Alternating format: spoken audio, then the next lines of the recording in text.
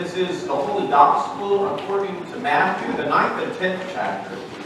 Glory to you, O Lord. Then Jesus went about all the cities and villages, teaching in their synagogues, and proclaiming the good news of the kingdom, and curing every disease and every sickness. When he saw the crowds, he had compassion for them, because they were harassed and helpless, like sheep without a shepherd. Then he said to his disciples, "The harvest is plentiful, but the laborers are few. Therefore ask the Lord of the harvest to send out laborers into his harvest." Then Jesus summoned his 12 disciples and gave them authority over unclean spirits, to cast them out and to cure any disease and every sickness. These are the names of the 12 apostles. First, Simon, also known as Peter, and his brother Andrew. James, son of Zebedee, and his brother John. Philip and Bartholomew. Thomas and Matthew, the tax collector. James, son of Alphaeus and Thaddeus. Simon the Canaanian, and Judas Iscariot, the one who betrayed him. These 12 Jesus sent out with the following instructions. Go nowhere among the Gentiles, and enter no town of the Samaritans, but go rather to the lost sheep of the house of Israel. As you go, proclaim the good news. The kingdom of heaven has come near. Cure the sick, raise the dead, cleanse the lepers, cast out demons. The word of the Lord. Thanks be to God.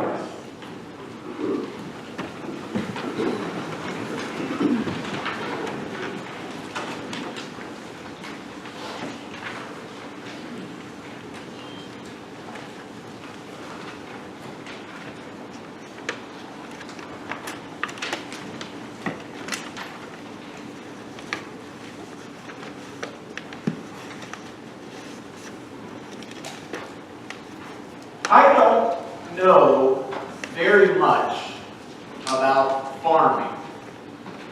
Even though I grew up my elementary school years in farm country out in northeast Nebraska, even though right across the road from my house were alfalfa and cornfields as far as the eye could see, I don't know much about farming. If you asked me to go and plant a field, I would have absolutely no idea what to do. I know it involves some seeds and a tractor or two. Even if the field was fully grown and there before me were crops, row after row, and you told me to harvest the crops, I would still have no idea what to do. I just don't know much about farming. What about you? If you think you know a lot about farming, that you could do a pretty good job at farming, raise your hand.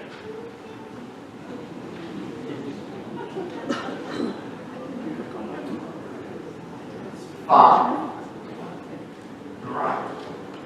6. Oh, we got a few hidden talents in the choir. So, because I don't know much about farming, when Jesus says the harvest is plentiful, but the laborers are few, therefore ask the Lord to send the laborers out into the harvest, I kind of think I know the image Jesus is getting at. You know, when there's a harvest, the laborers go out and get the crops, pick them, or run the tractors, and do all that stuff to do. I don't know a lot about farming, and so that image doesn't always make complete sense to me. And every time the Bible and Jesus uses these images about farming to talk about what it's like in the kingdom of God, I kind of have an idea, but it's always a little confusing, always a little elusive. Jesus uses this image, though, to talk about the need to send out disciples into the world to be like the laborers in the field being the world and the labor being the work of the kingdom. Jesus is inviting the disciples to go be like laborers out in the field in the harvest. You know, kind of be like evangelists, maybe. Go out and tell other people about God. Do good works to help people understand who God is. And I have to tell you, I don't know much about being an evangelist I mean, I've grown up in the church for year after year, and I think I know what an evangelist is supposed to do, but it's not really a job I'm super comfortable doing. What about the rest of you? How many of you feel like you know what it's like, what it means to be an evangelist, that you would be really good at going out into the world and evangelizing the world for Jesus' sake? Raise your hand.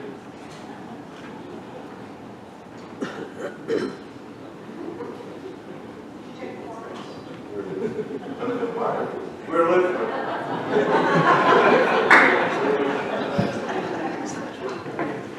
well, it's an intimidating thing, right? Even more so than farming. Even though we are people of God, that we grow up and we spend day after day, week after week, hearing these stories about Jesus and hearing Jesus call his invitation to be sent out into the world, to be evangelists, to be bearers of the good news for God's sake. We still don't feel quite qualified, quite ready, quite expert enough to do this important work of the kingdom.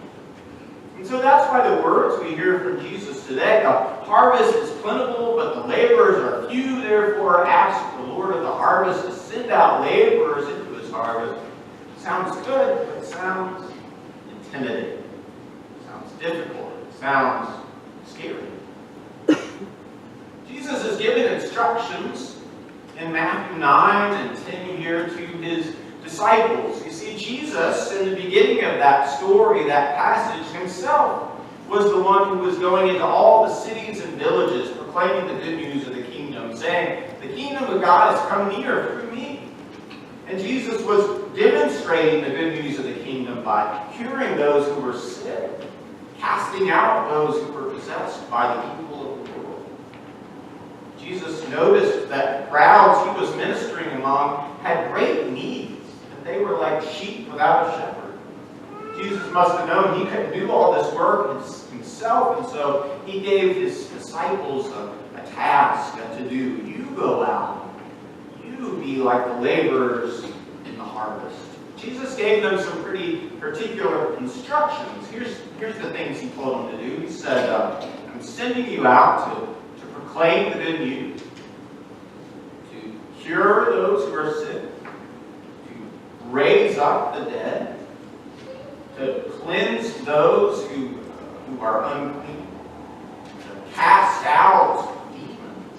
Proclaim, cure, raise, cleanse, cast out. Those were the things Jesus sent the disciples out into the world to do as laborers in the vineyard. And in a way, that's also what Jesus sends us out to do. To labor in the vineyard, to be evangelists, bearers of the good news in all the world through our words and through our deeds. I was reflecting on that this week, and while I was just sort of leafing through a copy of a book. It's a book that I read a number of years ago, and I recently gave a copy that I had to Walt Hampton to say, hey, well, here's a book that I found to be useful and interesting. Maybe you could read and tell me what you think. And you see, it's got all these little sticky notes tabbed throughout the book, passages, things I underlined years ago when I read it. And I just happened to turn to this one page where I had a note, and here's what I read. It says about the author, who's a man named David Anderson. It says, David attended the annual meeting of an area Lutheran denominational judicatory. That's like our synod or something. And the theme of this assembly was making Christ known around the world. A laudable theme that annoyed David, one of the authors. He wondered, how is it that the church body can focus on evangelizing Ghana and Russia when it's not evangelizing its own homes? Our children are walking away from the church in droves, and we turn our gaze overseas. Well, that intrigued me. Now, the authors go on to say that overseas missions are important, but that what we really need to do is to focus our work on the work at home, the work that's near to us. The question the author goes on to ask was, How can we help parents and grandparents and godparents become better evangelists to their own children and in their own homes? I started to think of Jesus' words differently after I read that. Not so much that God calls all of us to be disciples, to be evangelists for all the world, to go out into the fields and the harvests that are far, far away. But rather, that Jesus is inviting all of us to be evangelists, to be bearers of the good news in the places closest to us. Not in the fields across the world, but rather in our own backyards. Our own backyards. I don't know much about farming, but I do know a lot about how to take care of my backyard. I know how to mow the grass well, and water the flowers, and tend to the new bushes and trees that we planted this spring.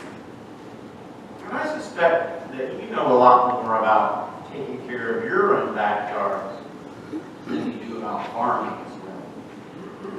Well, that image works well for what Jesus is inviting us to do as evangelists, I believe. Not so much to take up the difficult and intimidating task of spreading the good news throughout the world, but rather to bear the good news in word and deed to those closest to us, to those in our own homes, to those in our own backyard. So what I want to invite you to do this morning is to think about this question. Knowing all God has done for us, knowing God has gifted us His grace and His good news, and called us to be laborers in His harvest, where is your backyard? What's the backyard that God may be inviting you to go into? What is the backyard, the place, the people that are close to home that God may be sending you into to bear God's good news in word and deed? Think about that for a second. I'm going to give you just a moment of quiet to ponder. Where is the backyard God may be sending you into? I want you to imagine, picture that word or that place in your mind. You can jot that down on your bulletin or a piece of paper if you want. And then we'll close this time of reflection together with a prayer. So once again, what is your backyard? What is the place you need to be sent?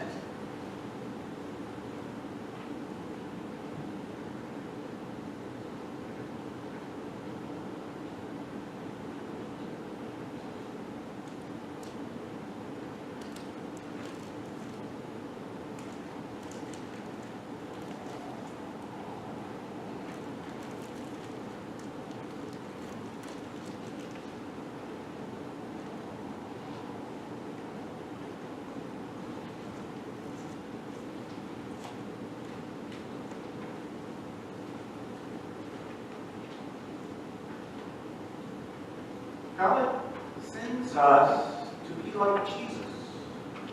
Not into the unfamiliar places where we are over our head and know not what we're doing.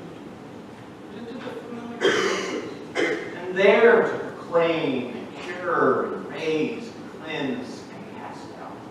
So let us pray for those places and for the work that awaits us there. The harvest is plentiful. Therefore we ask you, O Lord of the harvest, to send out laborers into the harvest. Send us into the fields, to our backyards, the places we have imagined and we have named, to do the work that you have